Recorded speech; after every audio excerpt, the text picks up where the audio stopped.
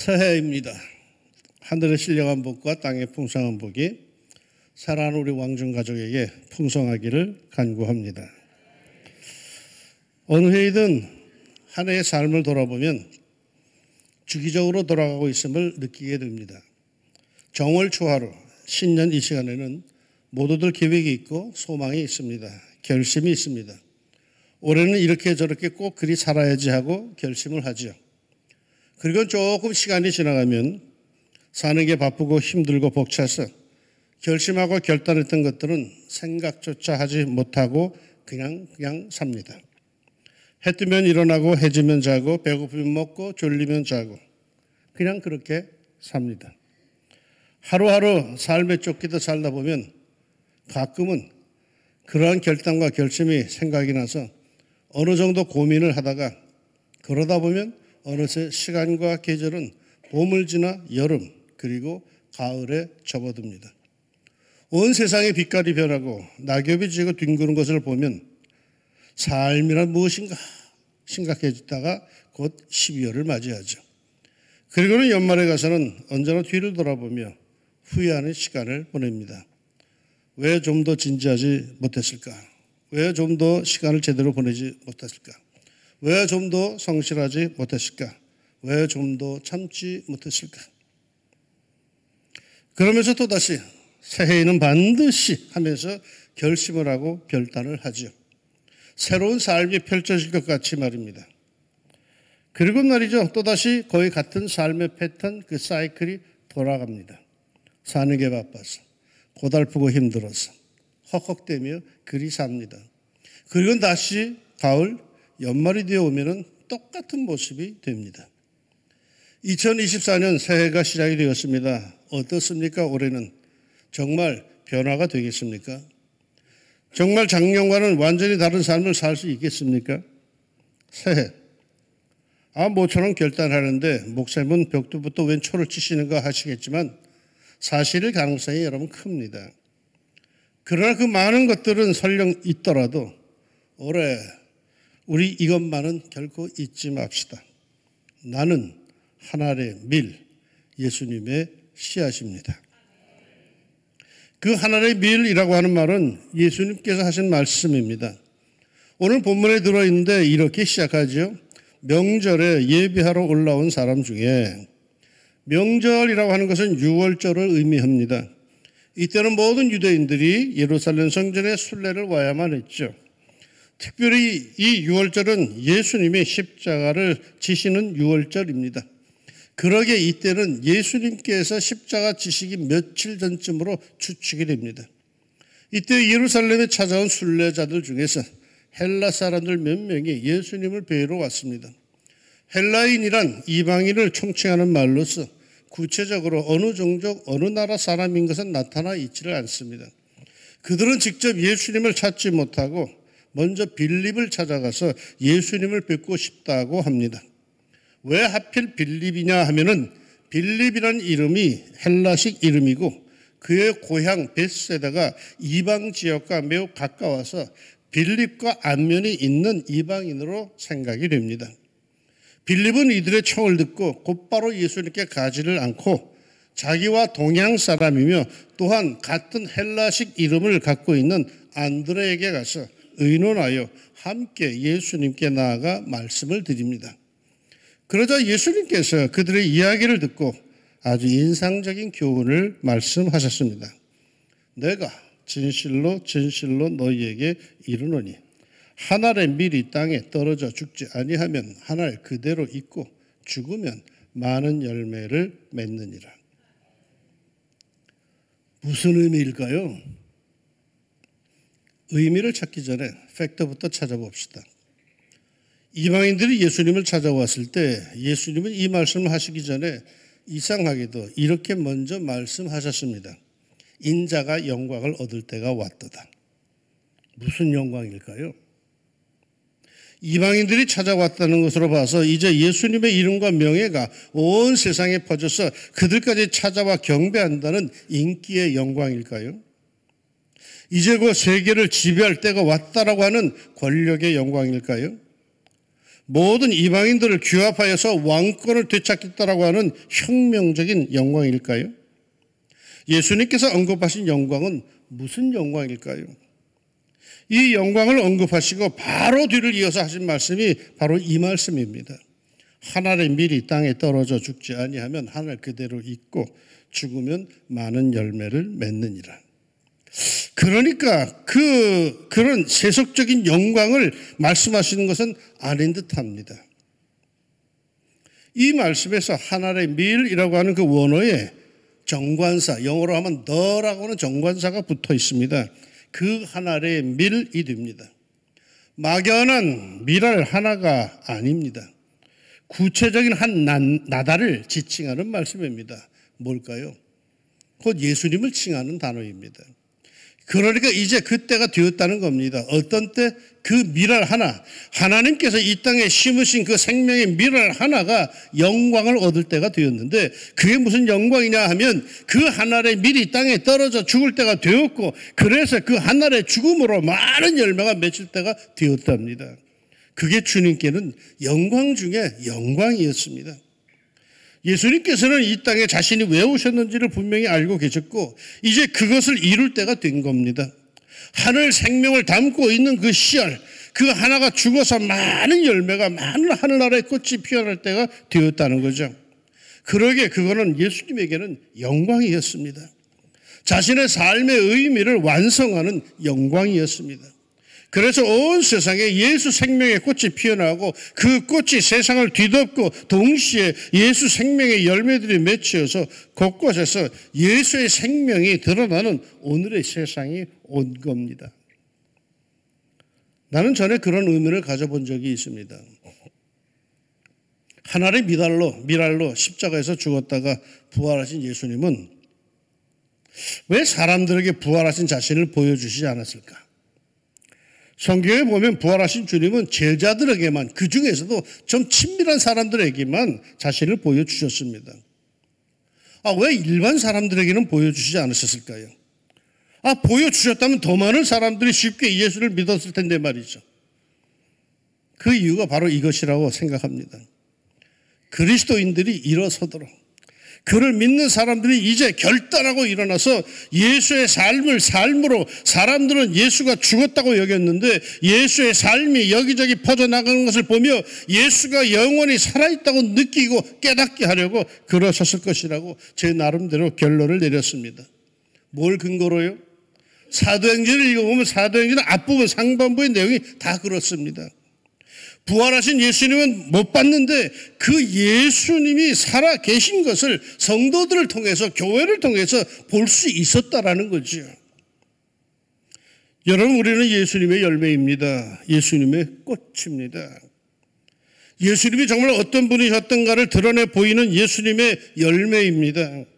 우리가 제대로 예수의 삶을 이어가지 못한다면 예수님은 더 이상 이 세상에서 빛이 아니십니다. 예수님은 우리들의 삶을 통해 계속 살아가시는 거죠. 어디에서? 내가 사는 삶의 현장에서 말입니다. 거창한 곳만을 생각하지 말고 자신의 삶의 현장에서 예수 생명의 씨앗으로 거기서 살고 거기서 죽읍시다. 그러면 나를 통해서 예수 생명의 꽃들이 피어나고 예수 생명의 열매들이 맺힐 것이며 그걸 보고 우리 주님 예수님은 행복해 하실 겁니다. 다 아시는 시죠. 조병화 시인의 시입니다. 나 하나 꽃 피어 풀밭이 달라지겠냐고 말하지 말라. 내가 꽃 피우고 나도 꽃 피우면 결국 풀밭이 온통 꽃밭이 되는 것 아니겠느냐. 나 하나 물들어 산이 달라지겠냐고도 말하지 말아라. 내가 물들고 너도 물들면 결국 온 산이 활활 타오르는 것 아니겠느냐. 맞습니다. 저는 늘 그런 생각을 합니다. 평범한 하나가 중요하다고요. 정치인들, 선동가들을 획기적으로, 계획적으로 멋들어지게 세상을 변화시키겠다고 하죠. 그러나 그것은 잠시 지나가는 것뿐입니다. 바람의 방향이 바뀌고 사람이 바뀌면 언제 그러냐 듯이 사라지고 맙니다. 의미 없는 짓입니다. 우리 예수님은 선동적이진 않으셨습니다. 예수님은 한 사람 한 사람의 변화를 존중하고 기다리고 기대하셨습니다. 그렇게 하나하나가 변화되면 결국 세상도 변화할 것이라고 기대하셨습니다. 그래서 예수 생명의 씨 하나하나이 소중하다고 하셨습니다. 쫑알쫑알대지 말고 자신의 삶의 자리에서 빛과 소금이 되어서 예수 생명의 꽃을 피우고 열매를 맺으면 세상은 하나님이 보시기에 아름다운 하나님의 세상이 될 것이라 하셨습니다. 이제 2024년에는 어떻게 살까요? 내내 이 말씀을 마음에 담고 삽시다. 나는 하늘의 밀 예수님의 씨앗입니다. 나는 예수님의 씨앗으로 주님께서 나를 심으신 그곳에서 예수의 열매를 맺으렵니다. 그렇게 해서 나 하나 꽃 피우고 너 하나 꽃 피우면 나 하나 열매 맺고 너 하나 열매 맺으면 이 세상을 온통 예수의 꽃, 예수의 열매로 가득하게 될 겁니다. 그거 아십니까? 이태리에 가면 길거리에서 청소하는 사람도 이태리 가곡 한 곡쯤은 멋들어지게 뽑을 수 있답니다. 그게 이태리 문화 아니겠습니까? 특정인만 그러는 게 아니라 이태리 다수의 사람들이 그러는 것 말이죠. 그 문화가 그들의 삶입니다. 그것도 아십니까? 여러분의 목사가 시인이라는 사실을, 한국시 대상도 수상하고 교단의 문학상 광나루 문학 대상을 수상한 시인이라는 거 아십니까? 그런데 그것도 아십니까? 그 목사는 시인이 되기 위해서 몸부림친 적이 없다는 사실을. 그 목사는 시인이 되더니 그 유명세를 더 얻으려고 여기저기 기웃거리면서 뭐 시 동인회에 들어가고 시 발표를 하고 그러지 않았던 것 아십니까? 나는요, 내 삶이 시가 되고 싶습니다. 하기서 언젠가 어떤 사람이 날 보더니 그래, 목사님은 얼굴이 꼭 시같이 생기셨어요. 근데 그게 무슨 뜻인지 잘 모르겠더라. 이게 잘생겼다는 건지 못생겼다는 건지 잘 모르겠더라. 그러나 어떻든 간에 나는 내 삶이 시같이 되기를 원합니다. 내 설교가, 내 기도가, 내 말이 시 같기를 원합니다. 그래서 모든 이들이 잠깐이라도 시를 느끼며 감성이 순화되고 잠깐이라도 행복해지기를 원합니다. 10여 년 전에 일본에서 선교대회가 있어서 참가한 적이 있습니다. 둘째 날 아침 예배에 제가 설교를 했어요. 그는 오전 투어에 나서려고 버스를 탔는데 어떤 그 일본 선교사 사모님이 내게 이렇게 인사를 해요. 목사님, 아침 설교의 은혜 참 많이 받았습니다. 그런데 설교를 듣고 있노라니 이상하게도 시 한 수를 듣고 있는 것 같았습니다. 목사님 설교는 시 같아요. 참 즐거웠어요, 제가. 우리가 얻는 재능, 명성, 인기, 능력 모두 자기를 과시하고 자랑하기 위해서가 아닌 누군지는 모르지만은 사람들의 행복을 느끼고 따뜻함을 느낀다면 그처럼 아름답고 행복한 일이 어디 있겠습니까? 예수님이 십자가의 죽음이 코앞에 다가온 것을 아시면서도 영광 얻을 때가 되었다고 꿈을 꾸셨던 것 같이 도대체 누가 구체적으로 구원을 얻고 하늘 백성이 될지도 모르면서 자신의 죽음으로 어느 누군가가 꼭 구원을 얻을 것이라고 행복해 하신 것처럼 우리가 우리의 삶의 현장에서 그 예수 생명의 씨앗의 삶을 살다가 간다면 우리는 예수님의 꿈을 이루어드리는 예수님의 씨앗이 될 겁니다. 씨앗 하나리 땅에 떨어졌어요. 뿌려졌어요. 그런데 이 씨앗이 썩지 말아야지. 나는 바보같이 나를 희생시키진 않을 거야 한다면 그 씨앗은 하늘 그대로 있을 겁니다. 그러나 그 순간 그 씨앗은 영원히 죽어버릴 겁니다. 오래전 타임즈에 놀라운 기사가 하나가 실렸던 적이 있습니다. 고고학자들이 어느 곳에서 씨앗을 하나 발견했는데 이 씨앗이 얼마나 오래된 건가 탄소 측정을 해봤더니 그 씨앗의 연대가 놀랍게도 수천 년 전의 씨앗이었습니다. 학자들은 흥분했죠. 그 씨앗을 통해 고대의 어떤 식물이 태어날까 기대하며 정성껏 그리고 모든 과학적인 지식을 다 동원하여서 그걸 심었습니다. 하루, 이틀, 한 주, 한 달, 1년 싹이 나오지 않았습니다. 왜 그랬을까요? 혼자 죽지 않겠다고, 썩지 않겠다고 버틴 씨앗이었습니다. 그러나 결국은 죽어서 화석이 되어버린 겁니다. 썩지 않는 것이 사는 것 같지만 실상 그것은 죽는 길입니다. 역설적이지만 예수님의 말씀대로 씨앗은 썩어야 삽니다. 예수님은 십자가에 죽는 것을 영광이라고 여기셨습니다. 예수님은 썩어져 희생하는 것을 최대의 영광으로 받았습니다. 왜요? 씨앗이 죽어 많은 열매를 맺듯이 자신의 죽음으로 수많은 생명들이 살아날 것을 믿기 때문이었죠. 아직 보지는 못했지만 그러나 믿음과 소망의 눈으로 그것을 바라보며 자신이 기꺼이 죽는 것은 영광이라고 말씀하셨습니다. 유대인뿐만 아니라 헬라인 등등 모든 인류가 살아날 것을 믿기에 희생을 영광으로 받았습니다. 이렇게 예수님에게는 꿈이 있었습니다. 자신이 십자가에 죽으심으로 살아나는 그 수많은 하나님의 자녀들을 바라보며 영광이라고 기쁨 속에 그 사명을 감당하셨습니다.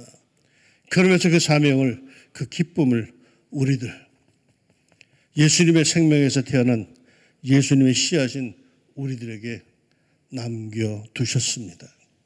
이제는 말이죠, 우리가 그 사명을 감당할 차례입니다. 우리에게 예수의 생명이, 예수의 마음이, 예수의 품성이, 예수의 꽃이 담겨 있음을 아십니까? 멀리 갈 필요 없어요. 거창한 대의명분을 찾을 것도 없어요. 자신의 삶의 현장에서 예수 생명을 품고 있는 씨앗으로 삽시다. 때로는 예수님처럼 참고 인내하고 자신의 성질을 죽여서 수많은 예수 생명이 살아나게 합시다. 십자가의 죽음이 눈앞에 다가온 위기임에도 도리어 그것을 영광이라고, 십자가에서 세상 사람들을 위해서 죽는 것을 영광이라고, 그러면서 자신의 죽음, 희생을 통해서 살아날 그 수많은 하나님의 사람들을 꿈꾸며 우리 보고는 따라오라고 하셨던 그 예수님, 그 예수님의 씨앗, 그 예수님의 꿈이 바로 우리들입니다. 올해 예수 생명으로 삽시다.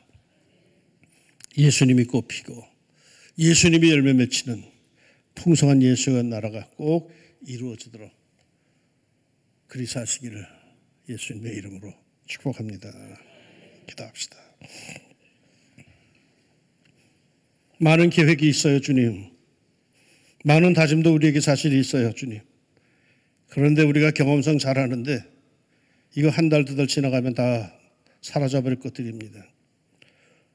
하나님, 그러나 올해 살면서 한 가지만큼은 사라지지 않고 내 삶의 중심에 늘 자리 잡기를 원합니다. 나는 하늘의 밀, 예수님의 씨앗입니다.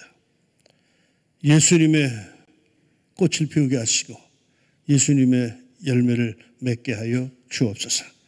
그러게 살고자 하는 사랑하는 왕중 가족에게 힘과 능력과 그 에너지를 허락하여 주시자. 하나님, 올해는 정말 우리가 늘 고백하는 그대로 꼭 그리 살아 하나님께 영광 돌릴 수 있는 예수의 씨앗으로, 예수의 꿈으로 그렇게 살게 하옵소서. 예수님 이름으로 기도합니다. 아멘.